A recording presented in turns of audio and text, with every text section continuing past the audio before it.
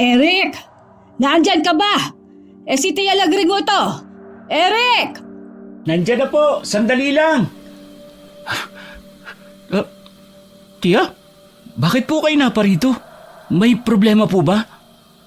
Wala naman. Talaga pumunta lang ako dito. Hindi mo ba ako papapasukin? Ay, pasensya na po. Tuloy po kayo. Mukhang malaki ho yung bag na dala nyo.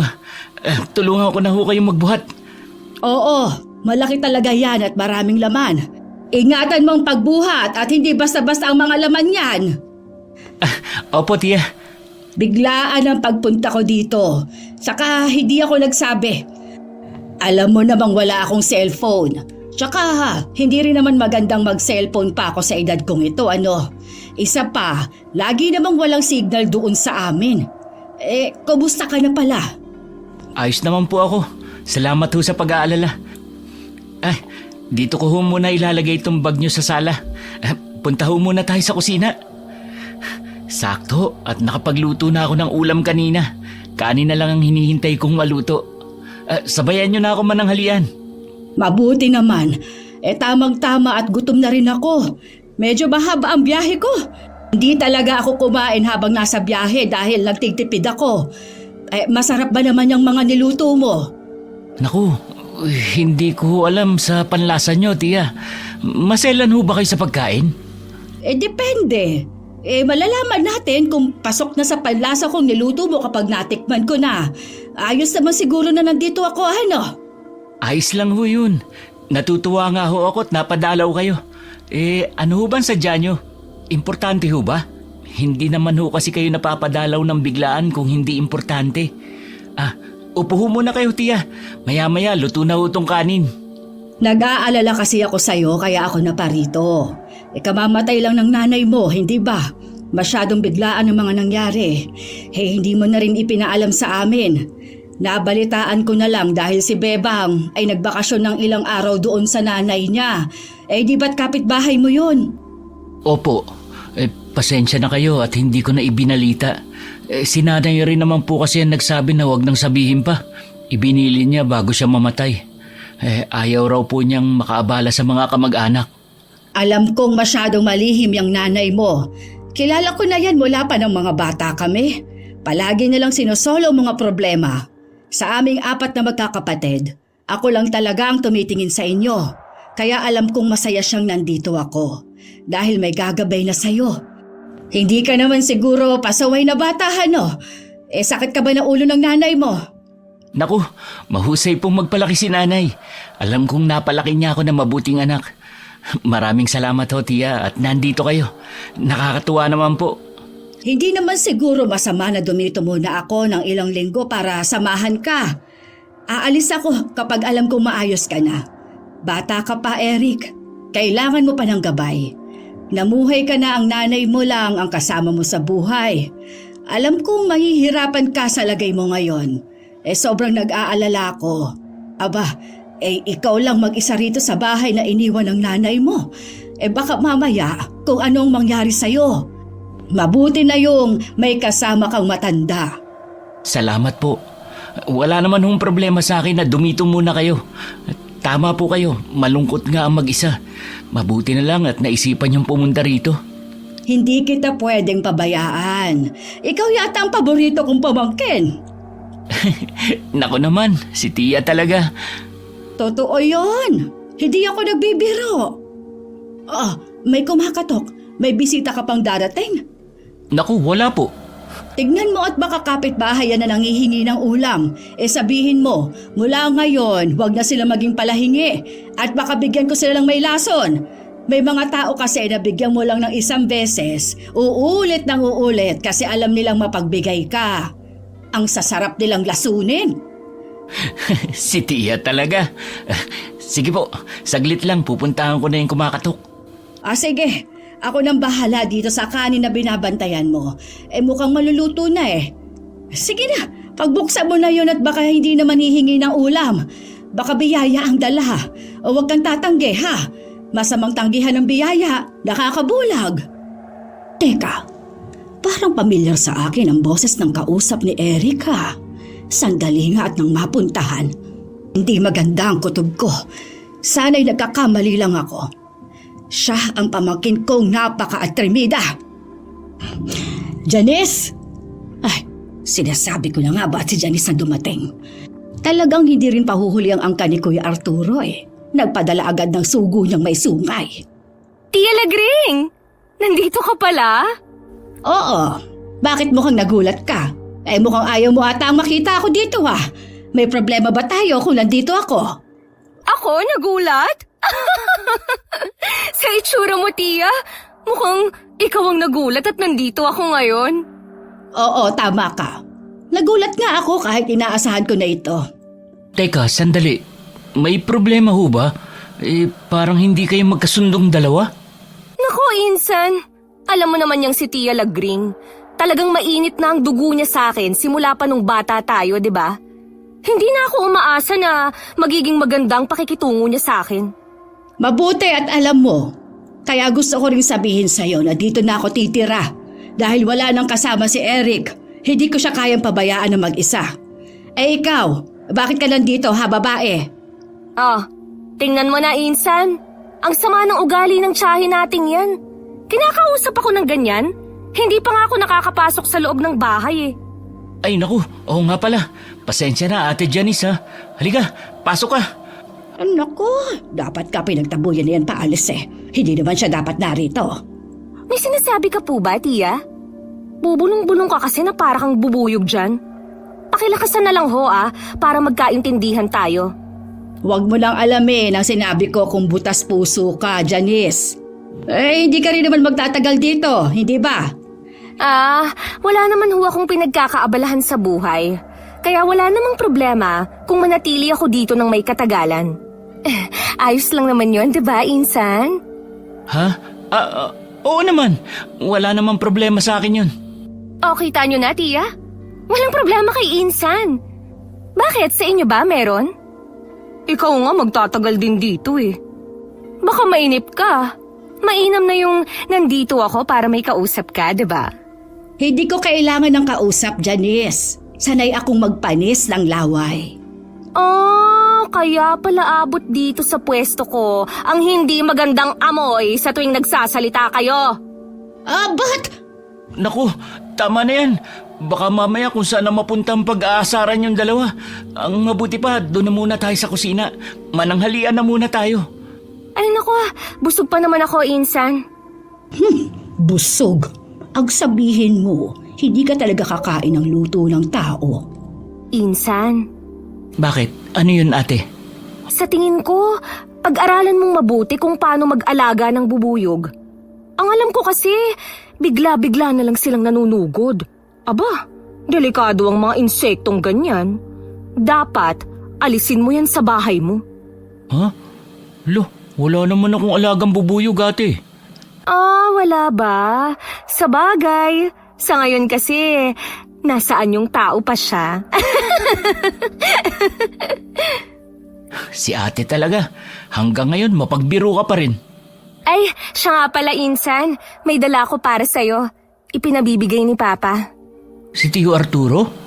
Oo, wala naman akong ibang ama, di ba? Ano raw ba yung pinabibigay niya? Nakakahiya naman, nag-abala pa siya. Heto, nakalagay sa kahon na ito. Sabi pa niya, pasensya na raw kung hindi siya makakapunta dito. Abala kasi siya sa bukid eh. Kaya ako na lang ang pinapunta niya para dalhin ito sa'yo. Ano raw ang laman yan? Nako, Eric, kung ako sa'yo, wag mo nang pag-aksayahan ng panahon yan. Kilala ko yan si Kuya Arturo. Lahat ng bigay niya ay tsak may kapalit. Tuso yan. Huwag mong tanggapin. Ipabalik mo. Ipauwi mo na sa pinsan mong yan. Galit na galit po talaga kayo sa pamilya namin, no, Tia Lagring? Hanggang ngayon ba nagseselos ka pa rin kay Papa dahil siya ang pinagkakatiwalaan ni Lola at Lolo? Ay, bata ka pa nga, Janice. Wala ka pang alam sa naging buhay namin noong maliliit pa kami. Hindi ba nagkukwento sa iyong mga magulang mo? Alam niyo po, sa totoo lang, naririnig din ako sa paulit-ulit nilang kwento sa kabataan yung magkakapatid. Kaya nga umalis muna ako sa amin para makaiwas pansamantala. Kabisado ko na talaga ang kwentong buhay nyo. Ah, talaga ba? E di, alam mo na rin na ang bagay na nasa loob ng kahon na yan ay ang bagay na pilit ibinibigay ng mga magulang namin sa ina ni Eric. At yan din ang dahilan kung bakit nagpakalayo-layo siya kasama ang pamangkin ko para hindi lang tanggapin ang bagay na yan. Eh tapos ngayon, dinala mo pa rito. Gagamitin ninyo ang pagka-inosente ni Eric sa mga pangyayari noon para tanggapin yan. Eh gusto mo bang bumangon sa hukay si Mildred at sakalin ka? Po, alam po ni nanay yan tungkol dito, tiya? Oo, Eric. At isinusumpa niya ang regalong yan. Grabe naman po kayo, Tia. Kamamatay lang ni Tia Mildred tapos tinatakot niyo pa si Eric. Kapag bumangon siya sa hukay, ikaw ang una niyang sasakalin. Ay, Insan, huwag kang maniwala sa tiyahin nating yan. Ang laman ng kahon na ito ay talagang regalo sa'yo. Pero hindi ito nakasasama. Kaya kunin mo na. Ikaw ang magpasya kung ano ang gagawin mo dyan. Kung hindi mo gusto, ibalik mo na lang kay Papa. Hindi naman yan ipinipilit eh. Ang sakin lang, dinala ko to dahil ito ay para sa'yo. Pero... Kunin mo, huwag kang matakot. Huwag mo kunin! Tia, pwede ho bang hayaan nating si Eric ang magpasya? Matanda na siya para pakialaman sa kanyang desisyon. Wala na si Mildred. Kaya mula ngayon, ako nang magsisilbing gabay niya. Wala akong pumipigil sa inyo sa kung ano ang gusto nyong papel sa buhay ng pinsan ko. Pero ang tungkulin nyo lang ay maging gabay. Pero hayaan nyo pong si Eric ang magpasya sa buhay niya. Abe, mukhang gusto nyo pang palitan si Tia Mildred bilang ina sa kanya. Tama na! Sumasakit na ang ulo ko sa inyong dalawa eh. Kukunin ko na itong pinadala ni Tio Arturo. Saka ako na pag-iisipan kung ano gagawin ko rito.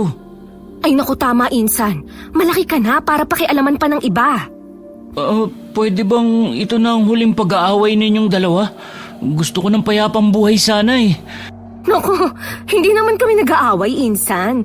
Ganito lang talaga kaming magmahala ni Tia Lagring. Di ho ba, Tia? Ayokong makipagplastikan, Janice. Pero susubukan kong habaan ang PC ko sa kanya ha, Eric. Ang mabuti po, doon muna kayo sa kusina. Ilalagay ko lang sa kwarto ang kahon na ito. Pagkatapos, sabay-sabay na tayong kumain. Sige, ako nang maghahain ng pananghalian. Ilang araw nang naninirahan sa bahay ni Eric sina Lagring at Janice. Mabait ang pagitungo nila sa binata. Pero kabaliktaran naman ang ugali ng dalawa kapag sila lamang ang naiiwan sa bahay. Isang hapon, papunta na sa kusina si Lagring at naabutan niya roon si Janice. Hep, hep, hep! Anong balak mong gawin? Magluluto ho ako ng hapunan, Tia. Nasa kusina ho ako. Alam namang maglaro ako dito, di ba? Tumigil ka sa ginagawa mo! Huwag na huwag mong pakikialaman ng pagluluto, lalo na kung para kay Eric ang pagkaing iluluto mo. Ilang beses ko bang sasabihin sa'yo na ako lang ang pwedeng magluto ng pagkain dito? Bakit ho ba galit na galit kayo sa ginagawa ko? Nagmamalasakit lang naman ako ah. Tsaka pantanggal ko lang naman ang inipang pagluluto. Wala akong balak na gumawa ng masama kay Eric. Talaga ba ha, Janice? Sa iyo pa talaga nang galing yon? Paano mo ako mapapaniwala na wala kang ang balak na masama? Yung kahon na tinanggihan ni Mildred noon ay dinala mo dito? Hindi pa ba masama yon? Bakit naman magiging masama yun? Para naman sa kanya yun talaga. Sa tingin mo ba, kung malalaman ni Eric ang laman ng kahon na yon at ang kapangyarihan nun, magagawa pa niyang tanggapin? Alam niyo ba kung bakit hindi niya magagawang tanggapin? Dahil mali ang isinisiksik niyo sa isip niya. Pinapaniwala niyo siya sa hindi naman totoo. Imbis na ipaliwanag niyo sa kanya ang tunay niyang pagkatao, kayo ang nagtutulak sa kanya na layuan ng buhay na dapat ay niyayakap niya. Ay hindi na ako makikipagtalo sa'yo pagdating dyan. Kasi hindi mo rin naman mauunawaan. Isinilang kang hindi normal na tao. Pinalaki ka ng mga magulang mo na ibang paniniwala. Sana, matuto ka na lang na respetuhin ang buhay ng iba. Kung naiinip ka na dito, umuwi ka na lang sa inyo. Uuwi lang ako kapag nakita na mismo ng dalawa kong mata na binuksan ni Eric at tinanggap ang laman ng kahon. Nakita mo na. Sa'yo na rin ang galing ang tunay mong motibo. Manang-mana ka talaga sa ama mo. Kaya paano ko ipagkakatiwala ang pagkain kakainin ni Eric, ha? Kilala ko na ang bawat liko ng bituka ninyo, Janice. Kapag nabigo ang plano ninyo, may pangalawang plano pa kayong nakabitag. Balak mo pa siyang yang gawin sa pamamagitan ng pagkain? Hindi ako papayag! Pareho lang naman pala tayong may balak eh. Kaya pala kayo nagpunta dito, Tia. Ay dahil para hadlangan kami sa pagkumbinsi kay Eric na kilalanin ang tunay niyang pagkatao. Tama nga po kayo. Kung hindi siya makukuha sa pakiusapan, dadaanin ko siya sa santong paspasan. Hindi ko mapapayagan yan! Umalis ka na dito! Bago pa maubos ang pasensya ko at magawa pa kitang talupa ng buhay! Sige na. Sa inyo na ang kusina. Pero hindi niyo ako mapapaalis dito sa bahay ni Eric hanggat hindi niya nakukuha ang laman ng kahon. Hindi niyo ako mahahadlangan sa mga plano ko. Nagmula sa angkan ng mga aswang na asbo si Eric. Ikaw rin naman ganun, Tia. Pati ang ina ni Eric ay mula rin sa lahi ng aswang. Pero nagkakampihan kayo ni Tia Mildred na kalabanin at talikuran ng angkan natin. Kaya tayo natatalo ng ibang mga lahi eh. Huwag mong ipilit sa iba ang gusto nyo, Janice. Hindi naman namin kinalaban ang angkan. Tumalikod, oo. Pero matuto kayong respetuhin ang pagpapasya ng iba. Huwag ninyong idamay si Eric sa maggulong buhay ng ating angkan. Kayo na rin ang nagsabi na matutong respetuhin ang pagpapasya ng iba.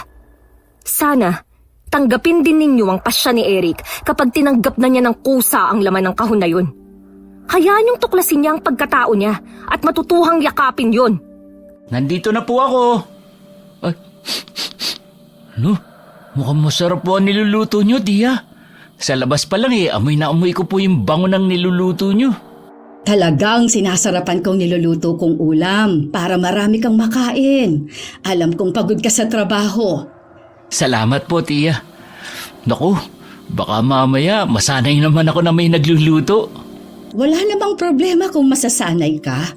Di lagi kitang ipagluluto. Teka, nasan ho ba si Ate Janice? Parang wala ho siya rito sa bahay Hayaan mo na siya.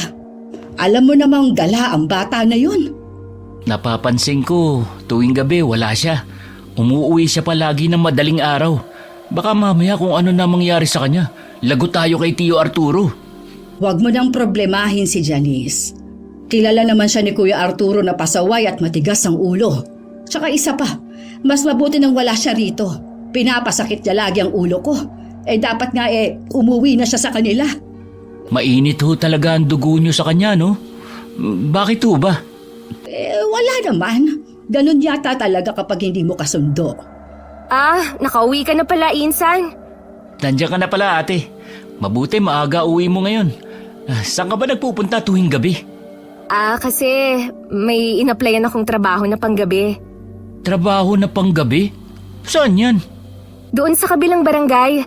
24 oras kasi nagbubukas yung tindahan na yun Kaya kailangan ng tindera sa araw at sa gabi. Mas pinili ko ang magpanggabi kasi ayoko sa mainit. Tsaka isa pa, mas kaunti ang bumibili sa gabi. Hindi ganong pagod. Ha? May trabaho ka pala na panggabi bakit nandito ka? Gabi ngayon Hindi ba pwedeng pahinga ngayon, Tia? Kailangan talaga tuloy-tuloy ang trabaho, ganon. Ikaw kaya, bakit hindi ka maghanap ng trabaho para naman hindi ka naiinip dito sa bahay? Hindi naman ako naiinip dito. Maraming gawain sa bahay, Janice. Talaga ho ba? Gawaing bahay ba ang inaatupag nyo? Grabe ang tiyaga nyo magbantay. Kahit lamok hindi na makakalusot sa inyo. Oo, tama ka. Kahit lamok o kahit anong insekto, hindi ako papayag na makapasok dito sa bahay. Iniisip ko nga na mula bukas magsunog ng goma, pantaboy sa mga malas. Naku, nagsisimula na naman kayong dalawa. Tama na yan. Mabuti pa, Ate Janice, magbihis ka na. Tapos sumabay ka na sa amin na kumain ng hapunan. Magbibihis na rin muna ako at kararating ko lang din galing sa trabaho. Hindi na, busog naman ako Kumain na ako sa labas bago umuwi. Tsaka, ayoko rin ng luto ni Tia. Baka may gayuma yan at bigla akong bumait sa kanya. Hindi gayumang ilalagay ko. Sandamakmak na asin pa pwede. Sandali. Napano ka ba, Ate Janice? Bakit ang daming dumi ng damit mo? Puro mancha. Saan galing yan? Wag mong alalahanin to. Nadulas kasi ako kanina sa putik. Diyan na kayo. Maliligo na ako tsaka matutulog. Wag niyo akong iistorbohin Nadulas sa putik? Mukhang hindi putik yun eh. Kulay pula ang mancha. Ano sa tingin niyo, Tia? Nako, wag mo akong tinatanong sa ganyan.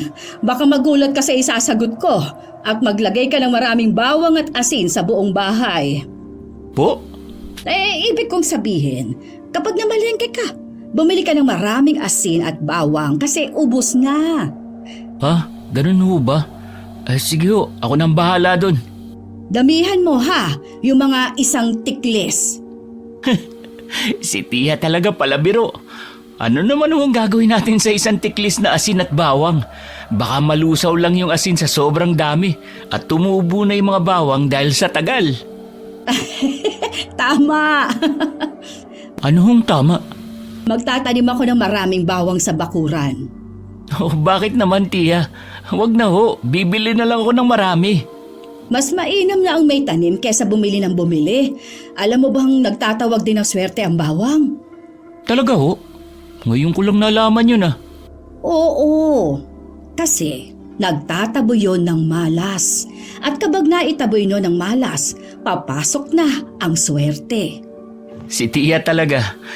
Gutom lang ho yan. Sandali ho papasok muna ako sa kwarto.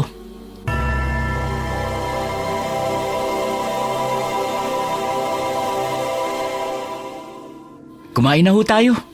Sakto at nakapaghain na ako. Halika na, maupo ka na rito. Tia, mahirap ho na mag-isa sa bahay at walang makausap. Alam niyo ba si nanay, palaging nasa taniman ng pinya ni Mang Kanor dati kasi naiinip daw siya rito. Gusto niyo ho bang umextra doon? Sasamahan ko ho kayo para hindi kayo naiinip dito sa bahay. Nahihiya ako sa inyo dahil ginagawa niyo yung gawaing bahay. Hindi niyo naman obligasyon yun.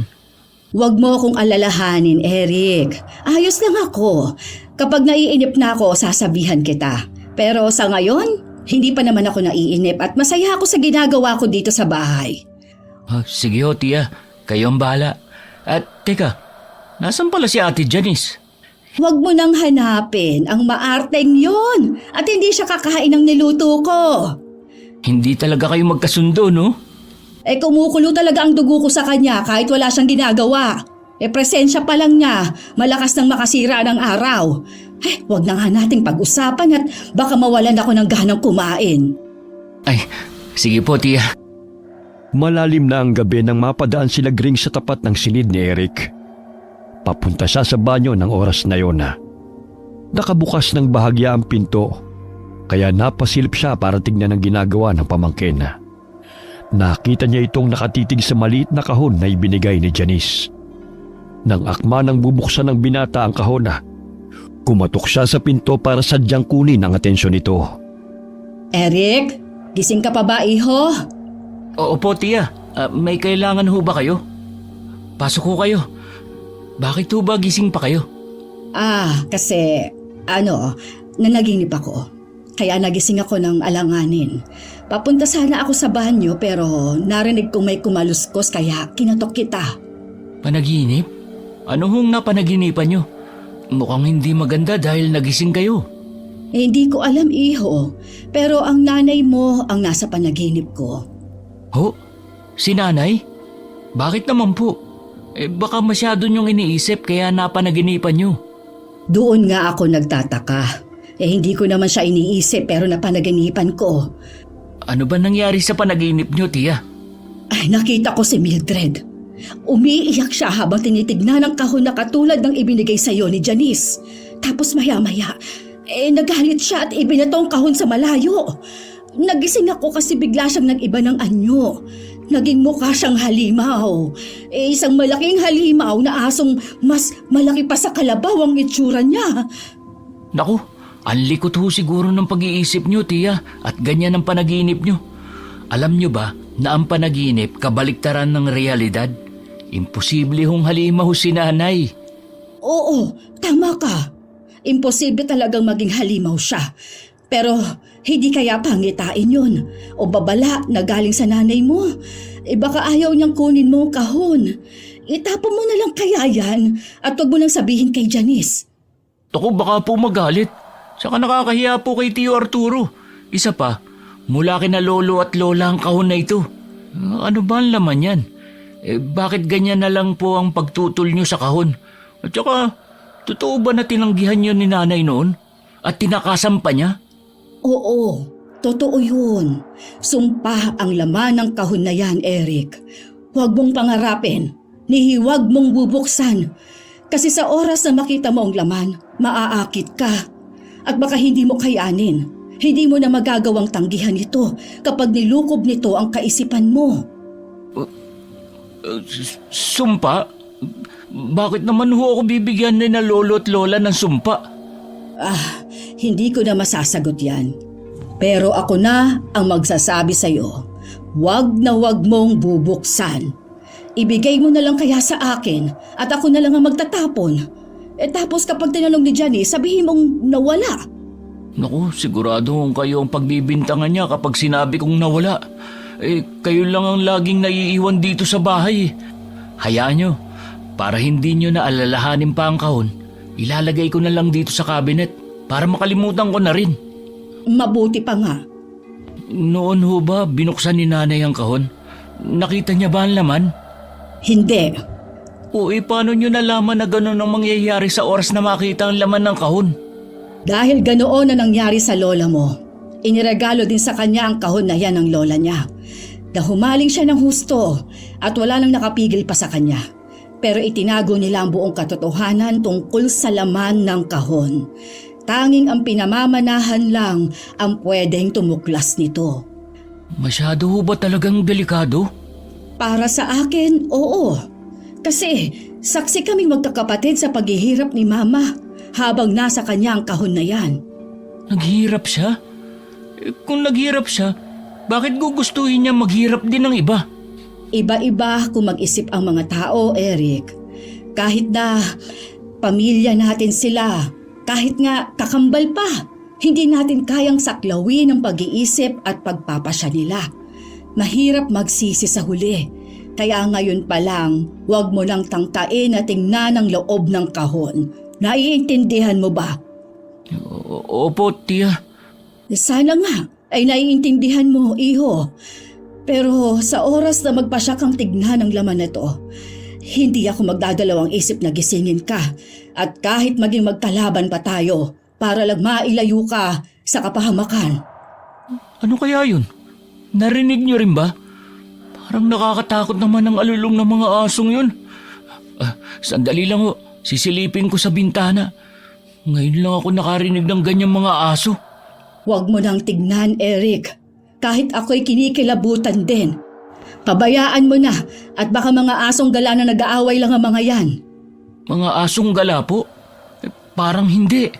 Kasi kakaiba ang alulong nila. Isarado mo na, Eric. Huwag mo nang tignan. Baka mamaya ay tumalon pa sa bintana ang aso at pumasok dito sa kwarto mo. Tiya, tignan nyo. Aso ba sila? Napakalaki naman. Parang kagaya ng halimaw na nasa panaginip nyo. Anong sabi mo? Patingin nga ako. Ayun po. Mukha silang aso pero mas malaki pa sa kalabaw. Tapos, nag-aangilan sila. 2 malalaking aso. Diyos ko. Isarado mo na, Eric. Baka makita pa tayong nanonood sa kanila. Baka madamay tayo. Akin na, tumabi ka. Ako nang magsasara sa bintana. Tiya, totoo po ang halimaw sa panaginip nyo? Paano nangyari yun? Sandali po. Pwede nyo ba akong kurutin o kaya sampalin? Bakit ko naman gagawin yon? Para po malaman ko kung hindi ito panaginip. Ay, ikaw na bata ka. Itulog mo na lang yan. Huwag na huwag mong sisilipin ang mga halimaw na yon, ha? Naiintindihan mo ba? Opo, tiya. Sige, lalabas na ako sa silid mo. Ay, palaka! Ay, gusto mo talaga ako atakihin sa puso? Bakit ka nakatayo dyan ang ganyan ang itsura? Anong sinabi niyo kay Eric? Nilalason niyo talaga ang isip niya. Oo, nilalason ko nga. Gagawin ko ang lahat para lang iligtas siya sa masama ninyong balak na mag-ama. Kahit pa magsinungaling ako at kasuklaman niya, basta ang mahalaga ay hindi kayo magtagumpay. Dahil sa inyo, tumatagal ang kailangan kong gawin dito. Pinuntahan tuloy ako ni Papa at pinagalitan. Pero ngayon, hindi ko na iisipin pa ang iba. Lahat ng hahadlang sa plano namin ay aalisin ko, kahit makadugo. Bakit ba gigil na gigil kayong gawing aswang na asbo si Eric, ha? Bakit hindi na lang ikaw ang kumuha sa laman ng kahon? Ay di ba, matagal mo nang gustong mapa sa kamay yon. Huwag na kayong magpunwari, Tia. Bago pa isilang si Eric, nakatadhana na sa kanya ang binhi ng aswang na iniwan ni Lola. Kailangan niyong maging asbo para sa angkan natin at magpakalat ng lahi. Mas malalakas na aswang ang magmumula sa lalaking asbo kaysa sa mga babae. Bakit mo ba na yung tutol niyo? Kailanman ay hindi mo maiintindihan ang dahilan ko. Dahil hindi ka naman normal na tao, Janice! Ako rin naman, Tia. Hindi mo rin maiintindihan ang dahilan ko na piliting maging aswang si Eric. Dahil kung hindi siya magiging asbo, nagpasya si Papa na gagawin siyang pagkain ng angkan. At lahat ng mga hindi pa aswang sa angkan natin ay gagawin ding pagkain. Para wala nang tumutol na kagaya nyo sa mga susunod pang henerasyon. Kaya alin ang pipiliin nyo? Ang mabuhay si Eric o ang mamatay sa kamay ng sarili niyong angkan? Mga walang hiya kayo! Mas masahol pa kayo sa halimaw! Halimaw ka rin naman, Tia. Tumalikod ka lang. Kaya huwag kang magpanggap na tao. Tia, mukhang umalis na po yung mga halimaw sa labas. Halimaw! Nakapasok sa loob ng bahay, Tia! Halimaw! Umalis ka dito sa pamamahay ko! Paano ka nakapasok dito? Ha? Bakit nga ba pumapasok ang halimaw sa bahay ng biktima? Hindi ba para manlaba?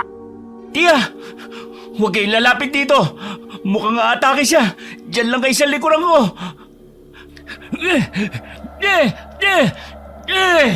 Umalis ka dito, halimaw! Wala kang mabibiktima rito! Sabi ni nanay, lumalatay daw sa halimaw ang walis tingting. Kaya tanggapin mo mga hagupit ko sa'yo! Lumayas ka! Puwisit ka! Nagawa ka pang turuan ng panlaban sa kagaya namin! Babalikan kita! Sa pagbalik ko, hindi na ako maawa! Hindi ka na makakapasok dito sa susunod, halimaw! Kaya huwag ka nang bumalik! Hindi ikaw ang magpapasya sa dapat kong gawin! Umalis ka na! Alis! Tia, ayos lang ba kayo? Sinaktan ba kayo ng halimaw na yung kanina? Paano siya nakapasok? Hindi naman ako nasaktan. Nagkagulatan lang kaming dalawa kanina. Pasensya na, ha? Baliktad ang nagawa ko eh. Imbes na isarado ko ang pinto, ay pabukas pa lang nagawa ko kaya nakapasok ang halimaw. Si Ate Janice, nasan po siya? Kumusta kaya siya? Sandali pupunta ako sa kwarto. Tia, wala dito si ate. Nasaan siya? Ay nako, baka sa takot niya sa halimaw ay lumabas ng bahay. Pambihira naman. Delikado siya sa labas. Kailangan ko siyang hanapin. Hindi pwede, Eric. Mapapahamak ka sa labas. Pero paano si ate? Baka nasa panganib siya, Tia. Matapang siya. Makakabalik din siya ng ligtas. Huwag mo nang sundan. Hindi, Tia. Baka biktimahin siya ng halimaw. Eric! Bumalik ka dito! Ay, pambihira. Problema to. Masusukol siya na mag-ama sa labas. Kailangan ko siyang sundan. Sandali. Kailangan kong kumuha ng mga panlaban sa aswang. Sa kusina. Kahit ano meron sa kusina. Kakaunti na lang ang asin sa lagayan. Hindi rin ako nakapagdikdik ng bawang. Ito na lamang munang itak. Pwede na to. Kailangan ko siyang sundan. Hindi siya pwedeng makuha ni Kuya Arturo. Dali-daling lumabas ng bahay sila Gring para sundan si Eric. Malikot ang pagtanglaw niya sa dilim gamit ang dalang flashlight dahil sa pag-aalala. Pumunta siya sa kakahuyan dahil sa pag-aakalang doon nagpunta ang pamangkin. Nasa bungad pa lamang siya nang mapatigil sa paglalakad matapos makarinig ng malalakas na atungal. Maya-maya ay nagmadali siyang tumakbo para puntahan ito. Sinasabi ko na nga ba at dito ka pupunta, Eric? Napakatigas talaga ng ulo mo. Halika na. Bumalik na tayo sa bahay. Sandali lang, tiya. Nakita kong dito pumunta si Ate Janice. Saka nakarinig ako ng atungal ng halimaw sa bandaron. Baka nandun si ate. Hindi! Imposible pumunta si Janice dito. Duwag yon! Umuwi na tayo! Paano kung si ate yung nakita ko? Tapos may halimaw dito. Mapapahamak siya, tiya. Bakit naman siya pupunta dito kung may halimaw, Aber? Hoy! Huwag ka na pumunta dyan! Bumalik ka dito! Ay, talaga naman. Ang tigas din ng ulo ng batang ito. Tumakbo pa talaga doon. Inilalayo na nga kita sa kapahamakan. Ikaw pa itong lapit ng lapit, Eric. Patibong lang nilang lahat ng ito para makuha ka. Eric! Bumalik ka rito! Huwag mo nang sundan, tiya. Ipaubaya mo na siya sa amin. Hindi naman namin siya papatayin. Gagawin lang namin siyang isang aswang. Bakit ka ba natatakot dyan, ha? Tumabi ka sa daraanan ko, Janice. Ayokong saktan ka. Kahit paano'y kinikilala pa kitang pamangkin. Si Eric ang pakay ko dito. Kailangan ko siyang mailayo sa inyong mag-ama. Mali ang desisyon mong yan, tiya. Hindi na matatakasan ni Eric ang tadhana niyang maging asbo. Isang malaking kalokohan. Kami nga ni Mildred ay nagawa naming takasan ng sumpang yan. Bakit si Eric ay hindi? Dahil iba siya sa inyo ni Tia Mildred. Nakaguhit na sa palad ni Eric ang pagiging aswang. Kaya huwag ka nang kumunta doon. Hanggang dito ko na lang, tiya. Kung ayaw mong masaktan, umuwi ka na lang. Huwag mo kong utusan sa gagawin ko. Tumabi ka! Kung talagang mapilit ka, pues, wala na akong magagawa kung hindi ang isilid ka sa tiyan ko. Lalapain mo ko? Ako na tiyahin mo! Walang hiya ka talaga! Lahat ng hahadlang sa pagsasakatuparan ng kabalaran ni Eric ay mamamatay! Wow! Siraulo ka talaga! Iisa talagang likod ng bitukan ninyong magama! Pues, lalabanan din kita kung kinakailangan! Isa ka lang ordinaryong tao, tiya. Paano ka mananalo sa kagaya kong aswang na asbo? Meron pa rin namang mga bagay na ikatatalo ninyo, Janice. Kagaya nitong asin na dala ko. Heto, ang salubungin mo ang isasaboy ko sa iyo! Nang malapdos ang balat mo! Talagang ibubuwis mo ang buhay mo. Sige, seryoso na ako. Hindi na kita dadaanin sa pananakot. Isang kalmot ko lang sa'yo ay tiyak na tatakbo ka rin naman dahil sa takot!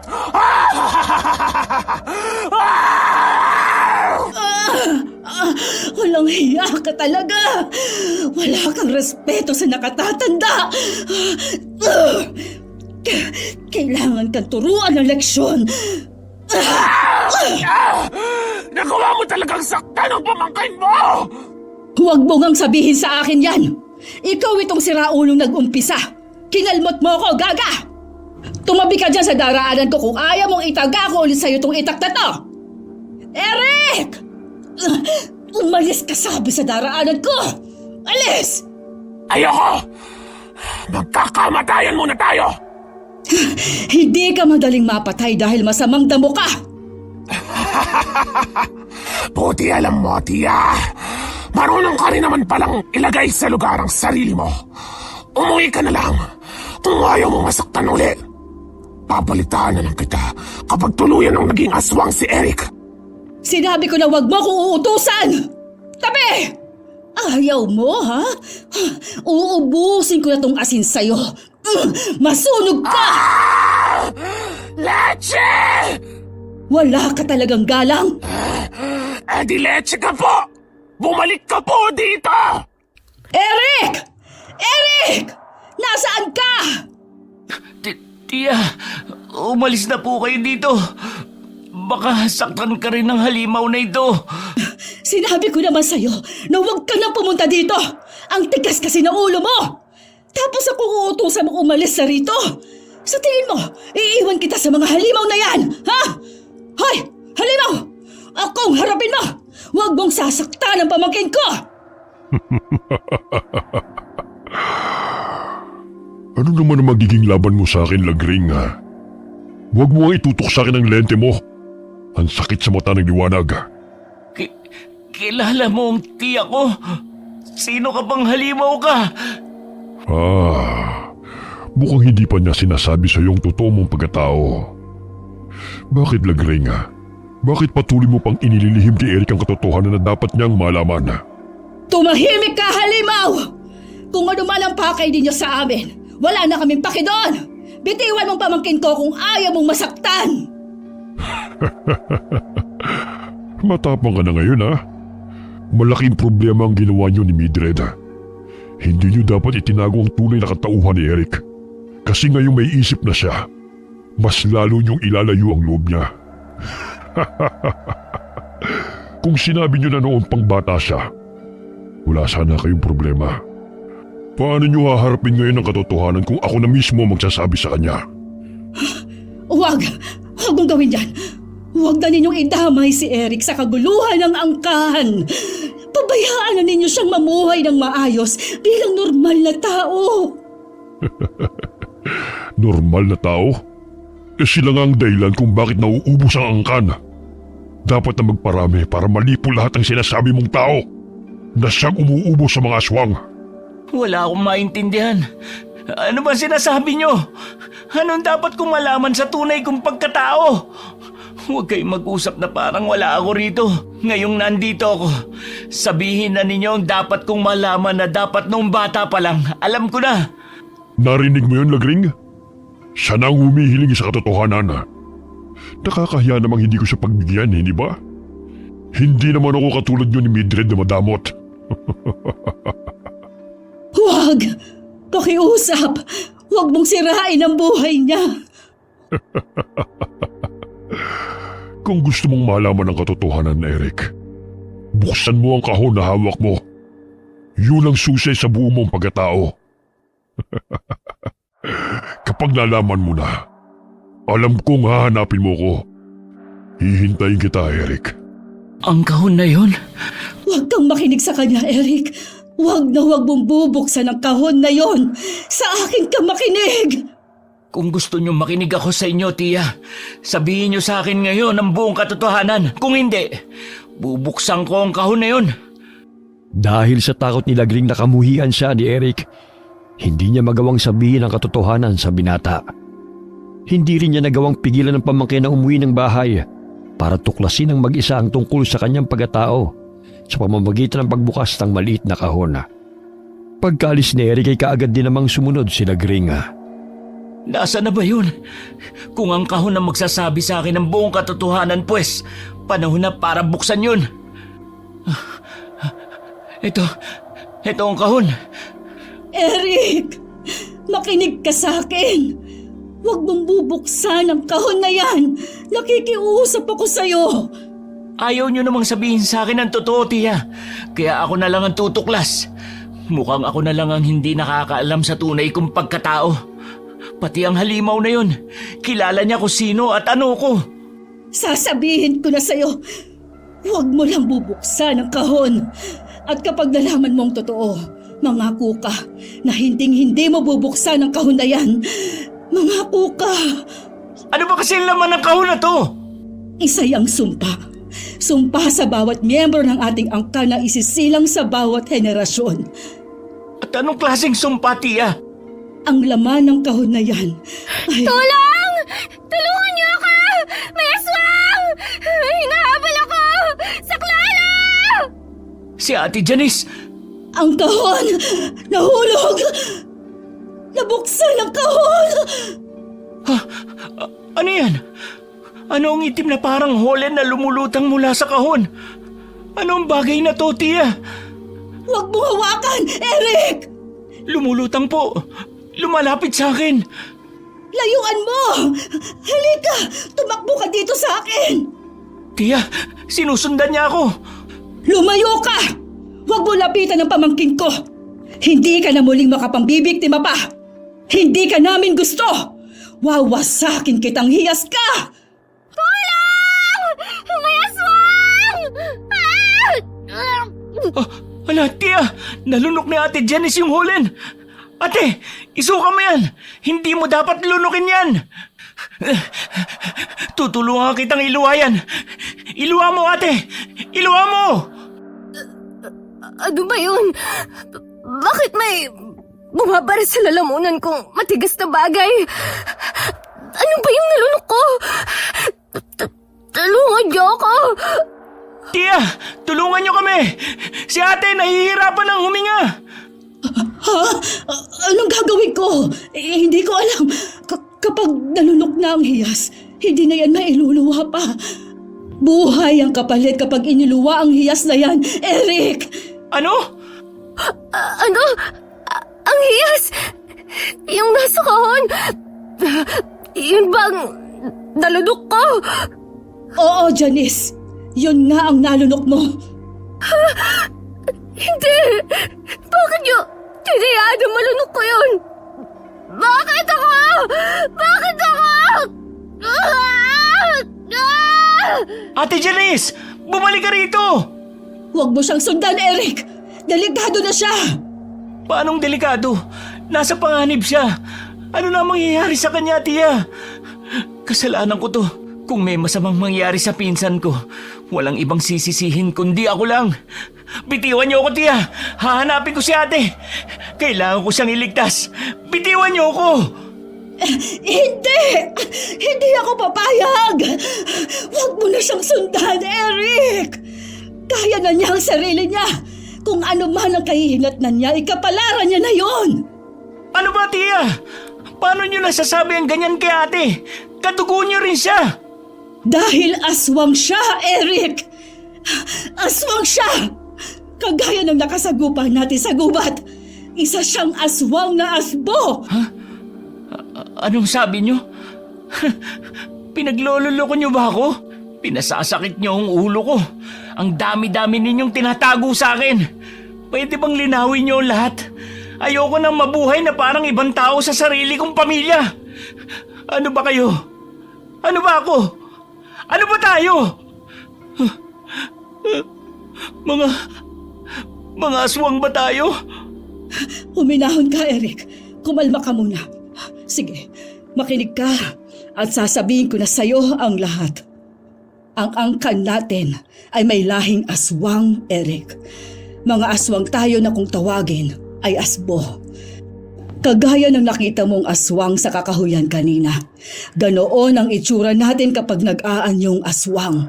Malaking aso na mas malaki pa sa kalabaw.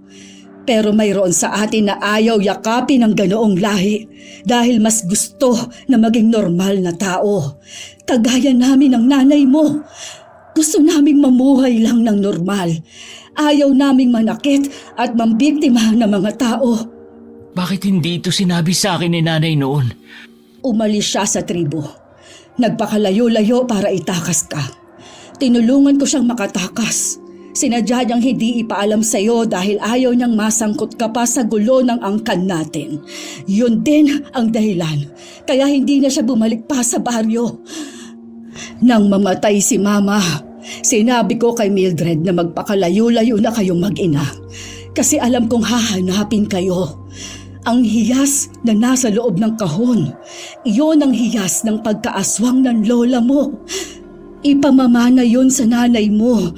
Pero bago malagutan ang hininghang lola mo, sinabi niyang ikaw na ang mas karapat dapat na magmana nun. Talagang gusto nila akong maging aswang na kagaya nila? Bakit po? Naniniwala sila na kapag ang lalaking asbo ay nagkaanak, mas malakas ito kapag ginawang aswang. At mas marami ang pwedeng maging anak kapag marami ang mapapangasawa. Pinapayagan kasi sa tribo ang mga lalaki na may higit sa isang asawa para lang dumami ang lahi. Ano? Sino nagpatupad ng patakaran na yan? Patakaran na yan noon pa. Yan ang dahilan namin kaya kami lumayo. Pero dahil tagapagmana ng hiyas ni Mama, hindi tayo basta-basta makakatakas sa sumpang ito. Hindi tayo makapamumuhay ng payapa, lalo na si Kuya Arturo ang tumatayong pinuno ngayon sa tribo. Si Tio Arturo, hindi ko pa siya nakikita ng personal. Pero nakita mo na siya sa anyong aswang. Po? Ang halimaw na umatake sa'yo sa kakahuyan. Si Kuya yun. Kaya pala kilala niya ako. At alam niya ang tungkol sa kahon na yun. Pero paano na ngayon? Nalunok na ni Ate Janice ang hiyas. Teka, Si ate, tao ba siya? O aswang din? Aswang siya, Eric. At kaya siya nagpunta dito ay para siguruhin na malulunok mo ang hiyas. Pinagplanuhan pala talaga nila to. Napakasama nila. Pero ano na po mangyayari sa kanya ngayong siyang nakalunok ng hiyas? Hindi ko alam, pero narinig ko sa mga matatanda sa baryo na kapag nalunok ng kapwa aswang ang hiyas ni Mama, dalawa lang ang patutunguhan niya.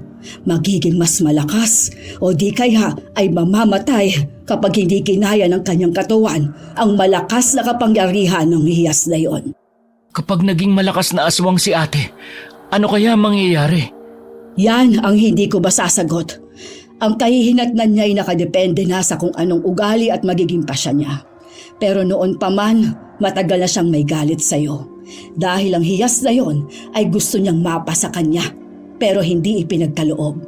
Niyanggaw lang siya kaya naging aswang. Pero kapag nalaman ito ni Kuya Arturo, tsak na magagalit siya, ay baka mapatay niya tayo. Ano pong gagawin natin? Wala naman po tayong laban sa kanila. Ordinaryong tao lang tayo, tiya. Halika, may ipapakita ko sa'yo. Natatandaan mo ba ang malaking bag na dala ko nang pumunta ko dito? Opo, napakabigat nga nun eh. Bakit ano po ba ang laman nun? Bago ako pumunta dito, ay dumaan ako sa isang mahusay na antingero sa isang probinsya. Nagpatulong ako sa kanya kung paano magkaroon ng mga pangontra at sandata laban sa mga aswang. Ang bag na yon ay naglalaman ng mga sandatang pwedeng tumalo sa mga halimaw. Halika, kunin natin sa kwarto. Kailangan mapag-aralan mo agad kung paano magamit ang mga ito. Dahil sa oras na malaman ni Kuya ang nangyari sa anak niya, mortal na kaaway na ang tingin niya sa atin. Nakasisiguro ako doon. Lalo na kung ikamamatay ni Janice ang pagkalunok sa hiyas na yon. Ipinakita ni Lagring sa kanyang pamangkin ang mga sandatang dala niya na panlaban sa aswanga. Dahil sa mga isiniwalat niya kay Eric at sa panganib na dulot nito, napapayag niyang binata na magsanay gamit ang mga sandata para kaya nitong proteksyonan ang sarili kapag may umataking aswanga. Ilang araw ang lumipas. Natigilan na magtiyahin habang kumakain ng hapunan nang may kumatok sa pinto. Tiya, sino po kaya yan? Baka si Ate Janice na. Kumusta na kaya siya? Pagbubuksan ko siya ng pinto. Sandali, Eric. Bakit po? Pakiramdaman muna natin. Kung si Janice nga yan o kaya si Kuya Arturo, tsak naman natatawag sila. Pero bakit panay lang ang katok sa pinto at hindi man lang nagsasalita? Maliban po ba sa kanya, tiya? May iba pa bang pupunta rito? Oo, ang bawat lahi ng aswang ay palaging may kalabang ibang lahi. Sa tuwing nalalaman nilang namayapa ng pinuno ng isang lahi o tribo ng mga aswang, hinahanap agad nilang tagapagmana ng hiyas para paslangin. Nang sa ganon ay wala nang magiging pundasyon ang lahi na yon at magkakawatak-watak na ang buong angkan. Kapag nangyari yon, hindi na sagabal sa kanila ang isang tribo. Bakit po nila yung ginagawa? Bakit hindi na lang magbigayan? Pare-pareho naman lahing aswang, tiya. Kapag mahina ang isang angkan dahil walang pinuno, inaatake sila ng mga kalaban para lapain. Hindi lang tao ang binibiktima ng ibang mga aswang. Eric, may mga aswang din na kumakain ng kapwa nila aswang. Talaga po? Nakakatakot naman pala. Naiintindihan ko na kung bakit pinili ni nanay na magpakalayo-layo na lang. Pero natuntun pa rin kami. Ay. Hala, lumalakas po ang mga katok, tiya. Pabayaan mo lang. Wala naman tayong hinihintay na bisita. Ako, mukhang sisirain talaga. Sandali, kukunin ko yung buntot pagi sa kwarto. Iyahanda ko naman ang asin at pinulbos na bawang. Sino ka? Isa kang motog! Ano ang kailangan mo? Ang kapal na mukha mo sumugod dito! Akala mo ba'y aatrasan ka namin? Nagkamali kayo ng bahay na inatake! Sinong aswang ang matatakot sa isang tao? Nagpapatawa ka ba? Mukhang kailangan pa akong kilitiin ng mga kasama ko para lang matawa ako sa biro mo. Mga kasama, Kilitiin niyo nga ako. Anong, may mga kasama ka? Mukhang nagulat ka. Nasaan na ang tagapagmana ng angka ninyo? Walang tagapagmana dito. Umalis kayo dito, mga aswang! Lalapdusin ko kayo sa asin at pinulbos sa bawang! Mga hinayupa kayo! Ang kakapal na mga mukha ninyong sumugod dito! Ano ba yung ginagawa mo, babae? Ang lamya mo namang magsaboy ng mga yan. Hindi man lang kami tinamaan.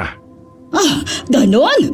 E di, dadamihan ko pa at mas bibilisan ang pagsaboy sa inyo ng mga to! Dapat mas mabilis kayo magtinikling ngayon! Sugurin niyo, mga kasama. Lapain ng babae yan. Tia! Anong klaseng mga halimaw yan? Mag-ingat ka, Eric! Mga botog sila!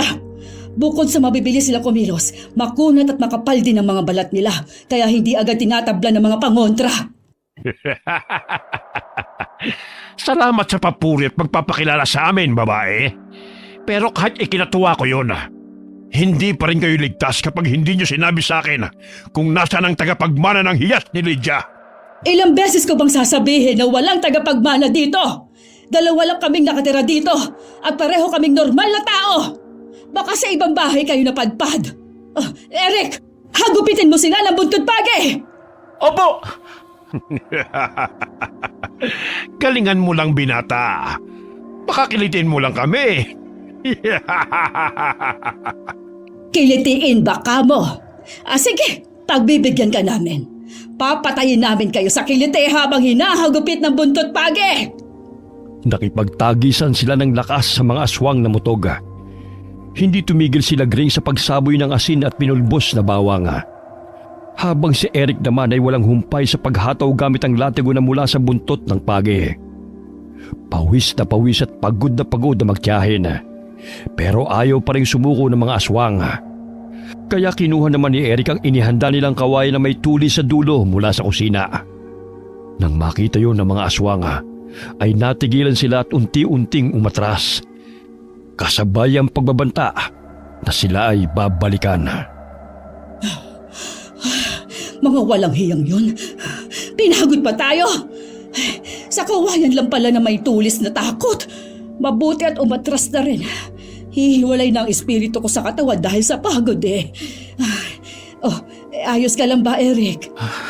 Opo, tia. Sino kayang nagsabi sa kanilang nandito ang tagapagmana ng hiyas ni Mama? Siguro po, yung nakakaalam ng tungkol doon. Mukhang hindi na tayo ligtas sa lugar na ito, pamangkin. Kailangan na muna nating iwanan ang bahay na ito. Lumayo muna tayo. Kapag nakalimot na sila, saka na tayo babalik dito. Hindi nila tayo titigilan hanggat hindi tayo namamatay o hindi tayo nakapapatay ng mula sa lahi ng mga kaaway. Bakit po, tia? Kapag ba nakapatay tayo ng aswang, lulubayan na nila tayo? Depende. Kapag alam nilang katatakutan talaga tayo at hindi nila tayo kayang talunin. Pero kapag nakapatay lang tayo ng hindi sinasadya, lalo lang silang magagalit. Siguro nga tama kayo. Kailangan na muna nating umalis dito. Ngayon alam ko na kung bakit palipat-lipat kami ni nanay nung bata pa ako. Hindi ko alam na ganito kahirap ang ginagawa niya noon para lang protektahan ako. Tapos ang masaklap pa, nakikipaglaban siyang mag-isa dahil ni minsan hindi niya sinabi sa akin ng tungkol dito. Masyado talagang malihim ang nanay mong yun. Kaya dapat siyang pagkatiwalaan ng mga sekreto. Kahit patayin na ay hindi pa rin aamin. Ilang araw ang nakalipas matapos silang magpasyang iwan ng lugar. Pero bago pa sila makaalis ng bahay, ay dumating ang kapatid ni Lagring na si Arturo. Lagring. Kuya, anong ginagawa mo dito? Kayo pala si Tio Arturo. Nagkita rin tayo. Kumusta ka na, Eric? Maayos naman ako, Tio. Mabuti naman kung gano'n.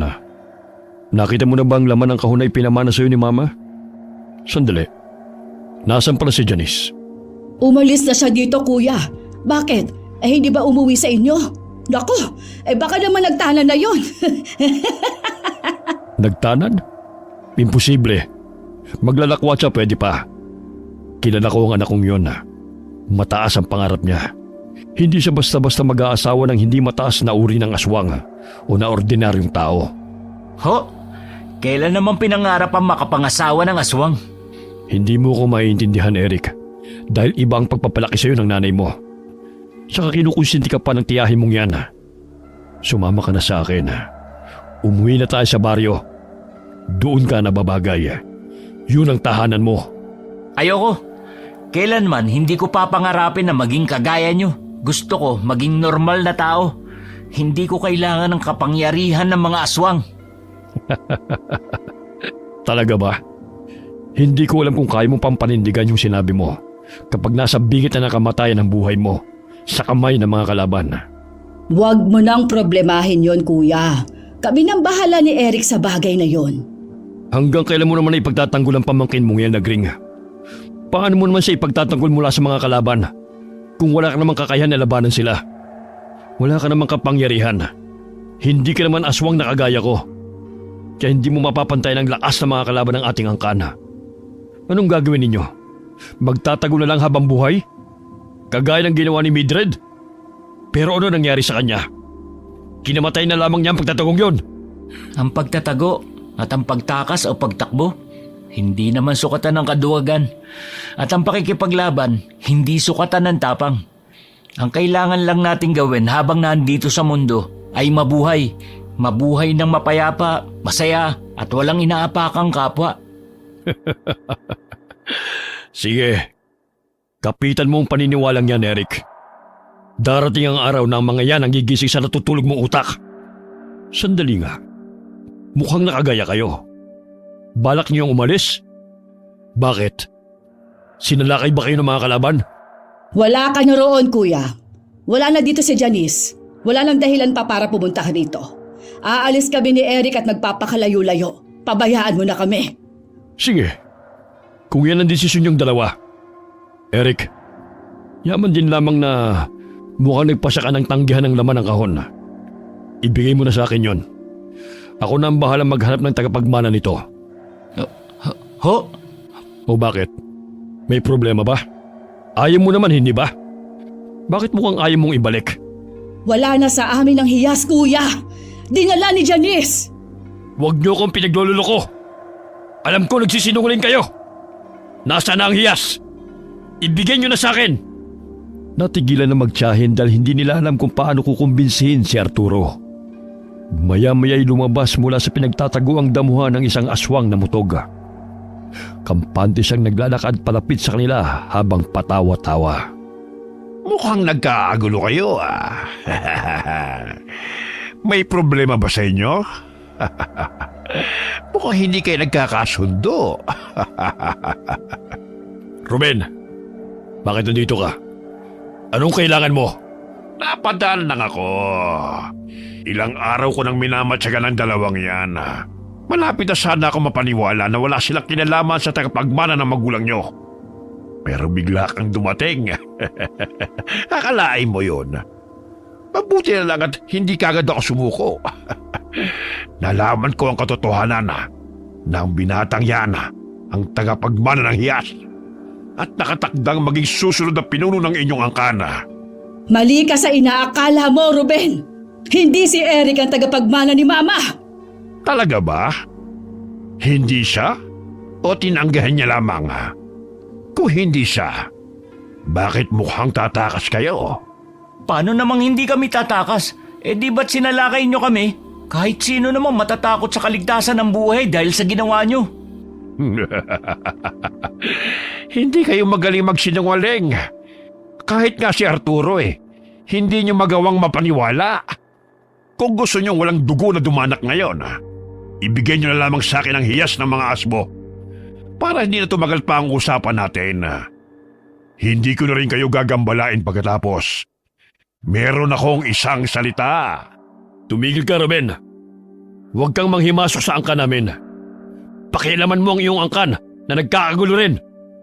Dahil na ako sa inyong iniingatan yung hiyas, hindi ba? Kaya ba aagawin yung amin? Umalis ka na rito. Kung ayaw mong ihiwalay ko ang ulo mo sa katawan mo. Pasensya ka na, Arturo. Hindi ako madaling matakot Bata lang ang tinatabla ng ganyan. Yaman din lamang na ayaw niyong ibigay sa akin ang hiyas ng mga asmo. dito na magtatapos ang buhay nyo. Kapag napatay ko kayong tatlo, lalo na yung binatang yan. Usa naman siyang iiwan ng hiyas at mapapasa kamay ko rin ito. Mga kasama, magsilabas kayo. Kanina ba tayo nagtatago Alam kong gutom na kayo. Oras na para mabusog. Sugod! Naku, mas dumami sila ngayon kaysa nung unang sumalakay. Anong gagawin natin, Tia? Pumasok tayo sa loob ng bahay. Dali! Pagkatapos ay tiyakin nating matibay ang pagkakasara ng pinto at bintana. Mukhang mabilis sila. Malalaman mo ngayon ang tunay na labanan ng mga aswang, Eric. Pero hindi pa ito ang pinakamatinding laban. Kaya ano pang ginagawa mo? Kung hindi mo pa nalulunok ang hiyas ni Mama, panahon na para gawin yun. At dumaban ka para sa buhay mo. Huwag mo siyang kondyokan, kuya! Pabayaan mo siya mamuhay ng normal. Isipin mo na lang si Mildred. Kung talagang kapatid ang turing mo sa kanya, alalahanin mo ang huling pagmamakaawa niya sa'yo noon. Pagmamakaawa? Bakit yun ginawa ni Nanay? Para sa walang kwentang hiling na huwag kang gawing aswang. At hayaan kang mamuhay na kagaya ng mga walang kwentang tao. Hindi totoong walang kwenta ang mga tao, Tiyo. Kapag isa ka ng ganap na aswang, saka mo sabihin sa akin yan. Lahat naman lumalaban para sa buhay. Kung paano ang kalagayan natin ngayon, ganito rin ang ginagawa ng mga tao kapag inaatake sila ng mga aswang. Pare-pareho lang tayo ng buhay na karanasan. Iba-iba lang ang lahi natin. Pero kung lahat ay magkakaunawaan, walang ganitong labanan. Walang kwenta ang mga sinabi mo. Yan bang natutunan mo sa mga tao? Ano nang gagawin natin? Galit na galit sila. Kung tinanggap mo ang kapalaran mo, hindi ka nanginginig sa takot ngayon. Tiya, ano nangyayari kay Tiyo? Nagsaaswang na siya. Kunin mo ang buntot pagi mo at humanda ka sa paglaban. Talasan mo pakiramdam, ang mata at tainga mo. Galit sila at gutom. Kapag nasa ganyang sitwasyon ng mga aswang, hindi sila nag-iisip. Ang alam lang nila ay laman ng pagkain ng kumakalam na tiyan. Maging alerto ka. Opo. Humanda kayo sa akin, mga gonggong! Hala, si Tiyo, sinipa ang pinto. Sira na tuloy. Lumabas na siya ng bahay, Tiya. Magpapasukan na ang mga aswang. Mag-iingat po kayo. Kaya ko ang sarili ko. Ikaw ang mag-ingat. Marami akong inihandang pinulbos na bawang, katas ng kalamansi at asin. Humanda sila sa akin.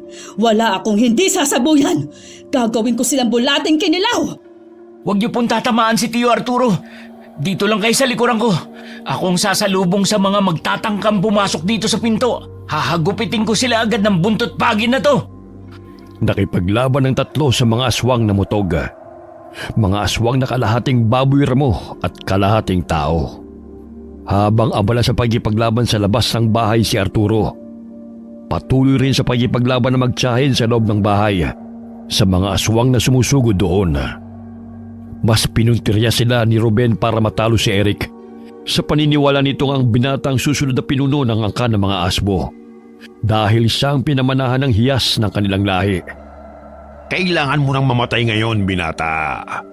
Mas mabuting mamatay ka ng maaga kesa maranasan mo pang mababagsik ng mga aswang sa hinaharap. Tumigil ka, Ruben! Hindi ikaw ang magpapasya kung hanggang kailan na lang ang buhay niya. Mali ka doon, babae. Dahil ngayon nasa kamay ko na ang buhay niya.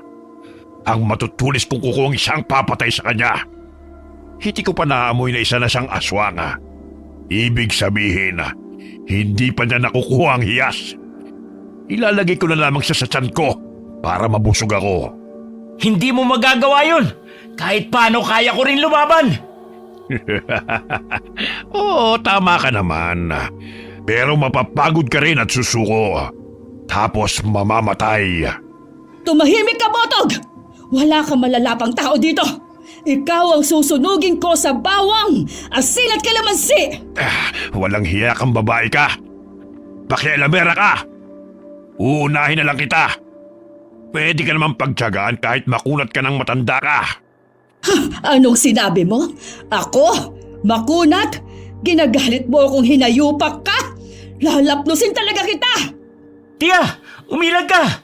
Mabilis siyang kumilos. Ang bilis niyan tumakbo! Makakalmot ka niya! Eddie, magkakamatayan kami ngayon. Ayos lang sa akin ang mamatay. Matanda na rin naman ako. Pero bago mangyari yon, papatay muna ako ng isang motog. Itong mayabang na ito ang papatayin ko!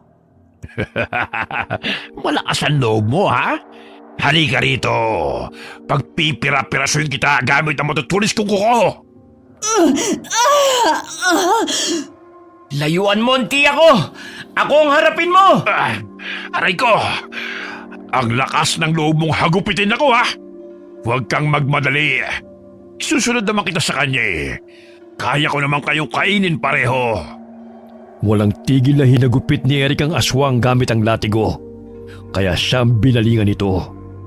Naglaban sila at walang sumuko. Kahit pagod na sa pagkipaglaban sa isa't isa, ay patuloy pa rin sa pag-atake. Mabilis na sinasalubong ni Eric ng hagupit ng latigo ang bawat atake ni Ruben. Dahilan kaya lalong nanggigigil sa galit ang aswang na mutog. Sumasabay rin sa pagsaboy ng pangontra sa aswang si Lagring para tuluyang manghina si Ruben. Pero pare-pareho silang natigilan nang makita mula sa labas ng bahay ang paparating pang mga mutog. Ngayon na kayo makakaramdam ng takot. Dumating na mga kasama namin. Dito na magtatapos ang buhay nyo at makukuha na rin namin ang binhi ng mga asbo. Mga kasama, ubusin sila! Lapain sila! Hindi kayo magtatagumpay hanggat nandito ako at humihinga. Wala kayong mapapatay dito. Dadaan muna kayo sa ibabaw ng aking bangkay. Kung ganon, unahin siyang patayin at tapak-tapakan ang kanyang bangkay. Sa inyo kayang gagawin. Sige, magsisugod kayo. Kahit sabay-sabay pa, hindi ko kayo uuruan. Kuya! Huwag kang masyadong makampante! Hindi mo sila kaya lahat! Tama ang kapatid mo, Arturo. Makinig ka sa kanya. Hindi mo sila kayang lahat. Kaya huwag ka nang lumaban. Isuko mo lang ang sarili mo kaysa mapagod ka. Hindi yon ang ibig sabihin ng sinabi ko, pulpul ka! Ikaw na motog ka! Kinagalit mo ko talaga! Tiya, huwag mo siyang pagsisipain! Ikaw na babae ka. Akala mo naman ay malakas ang mga sipa mo. Pero itong suntok ko sa'yo, malakas ito. Damhin mo! Yeah! Tiya! Walang hiya ka, mutog! Tiya, ayos ka lang ba? Aray! Matapos kong dumausdos at tumilapon sa dingding, sa tingin mo ba? Ha? Ayos pa ako? Kayo naman kasi, ang tigas din ang ulo nyo. Nilapitan nyo pa talaga para pagtatadyakan. Nakakapikon eh! Teka, nandyan na naman ulit siya. Palapit na naman sa atin. Ako na ang bahala. Tumayo na kayo dyan at doon na kayo sa kwarto. Hindi! Gawain nyo ng duwag! Hoy, binata! Ibigay mo sa akin ang binhi ng mga asbo. Wala sa akin yun. Sinungaling! Gusto mo ba talaga masaktan para lang ilabas ang hiyas na yun? Pwes, babalian kita ng boto! Huwag mong saktan ang pamangkin ko! Bitiwan mo siya! Eric! Walang hiya ka talaga! Bakit mo siya inihagis sa ganon? Hindi ka pa nasiyahan sa pambubugbog mo! Matagal na akong walang hiya. Kaya nga mahaba ang buhay ko eh. Hindi lang yan ang matitikman nyo kapag hindi nyo ibinigay sa akin ang hiyas. Ano ba ang balak mo sa hiyas na yon? Isa ka namang motog! Ikamamatay mo lang ang paglunok sa binhi ng ibang lahi! Pulpul kang aswang ka! Wala ka nang pakialam kung anong gagawin ko ron. Kung mahal nyo pa ang buhay nyo, ibigay nyo na lang. Baka maawa pa ako't hindi ko kayo lapain matapos nyo maging lantang gulay sa mga atake ko. Wala nga sa amin. Bakit ba ang kulit mo? Kung nasa akin yun, kanina ko pa sana binigay sa'yo. Ayaw ko naman yun eh. Pero pasensya ka na lang kasi naunahan ka na ng iba. Anong sinabi mo? Sinong aswang ang nakakuha nun sa'yo? Anong layang kinabibilangan niya? Huwag mo nang alamin. Hindi rin naman namin alam kung ano na ang lagay niya ngayon. Baka nga patay na siya. Kaya tumigil ka na sa paghahanap. Hindi! Mas lalo ko siyang dapat mahanap. Kailangang makita ko siya bago pa sa malagutan ng hininga. Kung mahina siyang aswang, mamamatay nga siya. Pero ako, malakas ako. Kaya kong labanan ang kapangyarihan ng binhi hanggang sa maging isa na kami. Talaga ba? Malakas ka? Parang hindi naman. Masakit nga ang mga atake mo pero hindi na ka mamatay. Tiya, huwag niyo na siyang pikunin. Ayan tuloy, lumingon na naman siya sa'yo. Hindi ka talaga tumitigil sa kadaldalan mo? Huhugutin ko lang yan dila mo. Total wala naman niyang pakinabang eh. Hindi ka rin naman naaamin kung nasaan ang binhi ng nanay mo. Huwag! Huwag mo siya sasaktan. Sasabihin ko na kung nakanino ang hiyas. Aamin din naman pala eh. Pinatagal mo pa ng ganito. Huwag, Eric! Huwag mong sabihin sa kanya! Hindi niya pwedeng malaman! Pero tiya, hindi rin naman natin alam kung nasa na siya. Kahit na, mas mabuti pang mawasak ang binhi na yon kung walang mapapasukan na katawan kaysa mapunta sa isang kagaya niya na tiyak na hindi magandang plano laban sa mga aswang at mga tao. Huwag mo nang nasunin ang isip niya. Sasabihin na niya eh. Sa bagay, kahit naman magpadala siya sa'yo, mapapaamin ko pa rin siya. Pwede naman kitang patayin. Tapos malapit na rin namang mamatay ang tiyuhin mong nag-iisang lumalaban sa labas.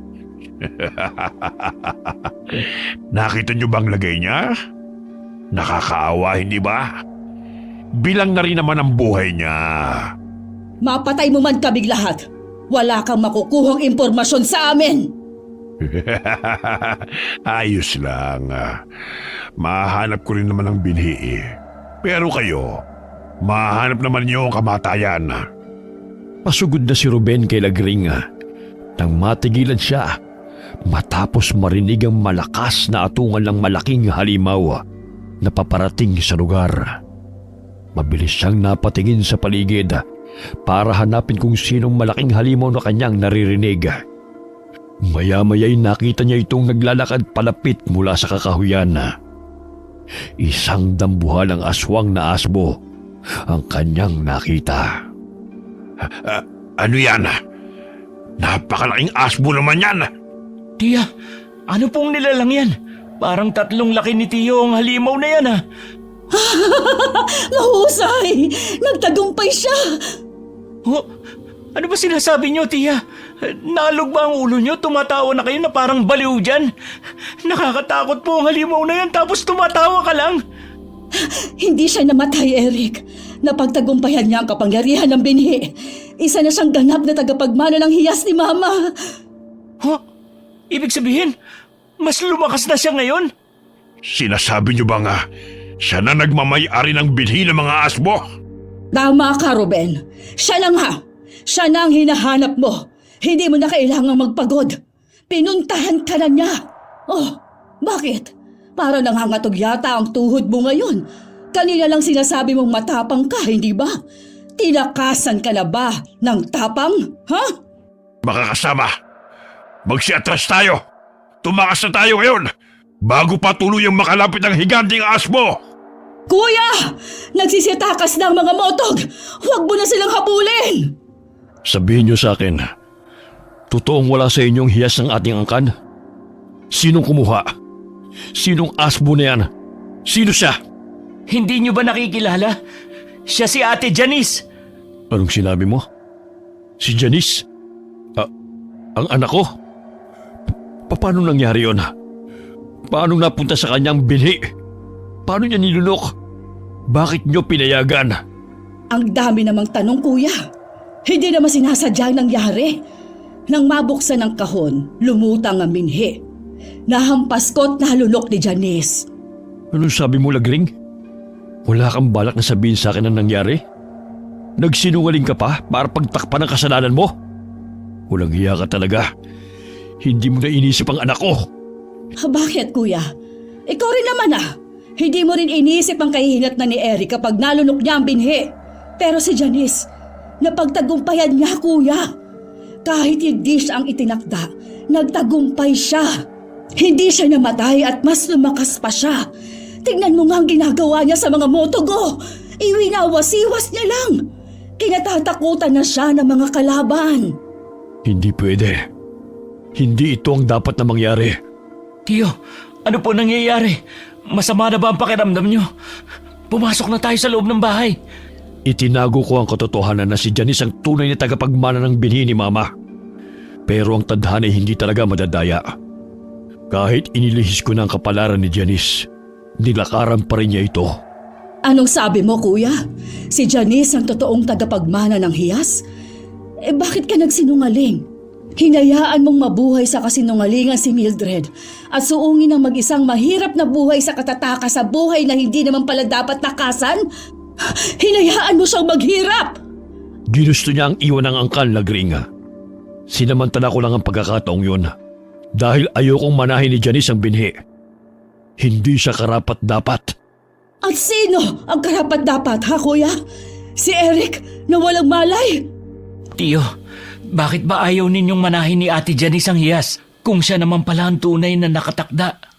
Masyado kasing mababaw ang dahilan niya. Hindi naman niya kayang ipagtanggol ang angkan. Ano ho ba ang dahilan niya? Papa, bakit po kayo nandito? Nakita niyo po ba yun? Natakot ang mga motog nung dumating ako. Naitaboy ko sila. Masaya ka na niyan? Hindi pa po ba kayo masaya? Hindi ka naman nakipaglaban sa kanila. Nakipaglaro ka lang. Iwinasiwas mo lang sila. Natakot lang sila sa'yo dahil malaki ka. Pero kapag nalaman nila na malaki ka lamang, sa tingin mo matatakot pa sila sa'yo? Papa, wag na po kayong mag-alala. Magsasanay po akong mabuti. Bahala ka sa buhay mo. Wala na naman akong magagawa dyan eh. Nalulok mo na ang binhi ni Mama. Wala nga namang ipasuka ko pa sa'yo. Diyan na nga kayo. Mauutas ako ng maaga sa inyo. Hala, nagalit yata si Tiyo. Lagot ka, Ate Janice. Bakit kasi ginalit mo pa? Hindi yun galit. Hindi lang talaga siya nagpapakita ng tuwa para sa iba. Kilala ko yun si Papa. Sa kanya ako nagmana eh. Ah, talaga? Akala ko kay Tia Lagring ka nagmana ng kamalditahan eh. Hoy, hindi ah! Pero ate, matanong ko nga, bakit parang hindi gusto ni Tiyo na ikaw ang maging tagapagmana ng binhi ni Lola? Ano ba ang inaayawan niya sa'yo? Ewan ko dun. Nung bata pa kasi ako, nakita ko si Lola habang nasaan yung asbo. Namangha ako sa sobrang laki niya. Tapos sabi ko, gusto ko rin maging kasing laki niya. Akala ko, kapag lumaki na ako, magiging kagaya niya ako. Pero hindi pala. Nalaman kong nag-iisa lang pala si Lola na ganun ang itsura. Kaya mula nun, sinabi ko kay Papa na gusto kong manahin ang binhi ni Lola kapag namatay siya. O tapos? Tinanong niya ako kung bakit. Oh, bakit nga? Yan din ang gusto naming alamin. Dami-dami pang kwento. Ha? Nakikinig ka pala? Naiinip ka? Di matulog ka na po, Tia. Magkukwento ka o chichinelasin kita, ha? Naku po, nagsimula na naman sila. Yun na nga. Ang isinagot ko kay Papa, kapag naging kasing laki na ako ni Lola, madali ko nang makukuha ang mga bunga ng mangga. Paborito ko kasi ang mangga. Ang hirap kunin eh. Hindi naman ako marunong umakyat sa puno. Tsaka matatakotin ako kapag nasa itaas na. Tapos ang problema, kapag nasa taas na ako, hindi na ako makababa. Tapos kinakantsawan pa ako ng mga pinsan natin. Kaya inis na inis ako. Naiintindihan ko na si kuya. Mabuti at hindi kita anak. Dahil kung naging anak kita, itatali kita sa itaas ng mangga at hindi ka na makakababa hanggang sa sikatan ka ng araw at maging abo. Mabuti na lang talaga at hindi kita naging ina. Ayoko kaya sa ugali mo. Sa tingin mo ba, gusto kong ugali mo? Hindi rin ano? Nag-away ang magkaugali. Parehong maldita na maiksi ang pasensya. Umuwi ka na, Janice! Ayoko. Dito muna ako, no? Galit pa si Papa. Dilapain mo! Basta umalis ka na dito! Bakit niyo ba ako tinataboy? Hindi niyo naman bahay ito ah. Si Eric nga hindi ako pinapalayas eh. Basta, dito muna ako. Kung ayaw mo sa akin, di ikaw ang umalis. Ilang linggong nanatili si Janice sa bahay ni Eric. Pero bago sumapit ang kabilugan ng buwan, ay umuwi na siya sa kanila. Dahil alam niyang mas malakas siya kapag ganun ang sitwasyon. Hindi pa niya kabisado ang kapangyarihan ng binhi, kaya kailangan pa niya itong pag-aralan. Nanatili naman si Lagring sa bahay ni Eric para samahan ng pamangkin. Pumayag na rin siyang magtrabaho sa pinyahan ni Mang Kanor para magkaroon ng sariling pera. Alam niyang hindi na sila babalikan ng mga aswang dahil wala na sa kanila ang hiyas na hinahanap ng mga ito. Sigurado rin siya na hindi na susugod ang mga kalabang aswang sa kanilang baryo dahil meron ang tagapagtanggol ang kanilang angkana. Namuhay ng simple at payapa si Lagring at Eric sa lugar na yon. At hindi na rin sila nagpasang dalawin ang kanilang angkana dahil ayaw na nilang magkaroon ng kaugnayan sa mga aswang. Naging masaya si Lagring sa buhay at naging kaaliwan ng mag-alaga ng mga anak ni Eric nang ito ay mag-asawa na. Okay, sana po nagustuhan niyo ang kwento natin ngayon. Shout out po tayo kay Amy Venson. Hi Amy. Hi kay Adelina Baliklik. Shout out sa Garcia family at kay Nanette Garcia from Angadanan, Isabela. Hi kay Mommy Giselle at Mukbanger21. Marites Suganov from Kitambis. Dina De Pairin from Cebu. Ellen Madridano from Sweden. Shout out kina Aris, Roy, Roland, George, Kenneth, Cardo, and Jeff. Kamusta po kayo dyan? Hi kay Josefina Fuelas from Pasig City. Hi kay Ruma Gamad from Sapang Palay. Alona R from Suha, Torrijos, Marinduque. Hi kay Elsa Masuho from Japan. Shout out sa Buendia and Sacopon family, lalo na kay Maris Buendia from Calamba, Laguna. Hi kay Mamiliana Nalugon from Bohol. Tina Laroyo from Binalonan, Pangasinan. Hi kay Erlinda Tolenada. Shout out kina Yoyon and Dylan Pasquera from Tambulig, Zamboanga del Sur. Shout out kina Ray Buendia, Billy and Jenny May Buendia. Galing kay Mami Lucy Buendia. Shout out kay Edwin Sabaliero ng Kinalungayan, Talavera Nueva Ecija. Galing kay Marilyn de la Cruz from Singapore. Hi kay Rosita Kayabyab at sa lahat po ng mga taga Santa Maria, Bulacan na nakikinig po sa atin palagi. Salamat po sa inyo. Shout out sa Burgos family from Zamboanga City, sa Guzman family at Elemia family from Jeddah, Saudi Arabia. Shout out sa Saligumba family from Pasay. Hi kay Lynn Ferrer from Kuwait. Shout out sa Briones and Santos family. Hi kay Limay 34 from New York. John Del Cacha from Calamba, Laguna. Shout out sa Corpus family. Hi kay Inang Ausa from Lipa, Batangas. Hi kay Sally Albino from Kawayan, Isabela. Shout out sa Deloro family, Gonzaga family at kay Beth Royo. Alright, maraming salamat po sa inyo. Huwag po tayo makakalimut na magdasal palagi and God bless po sa inyong lahat.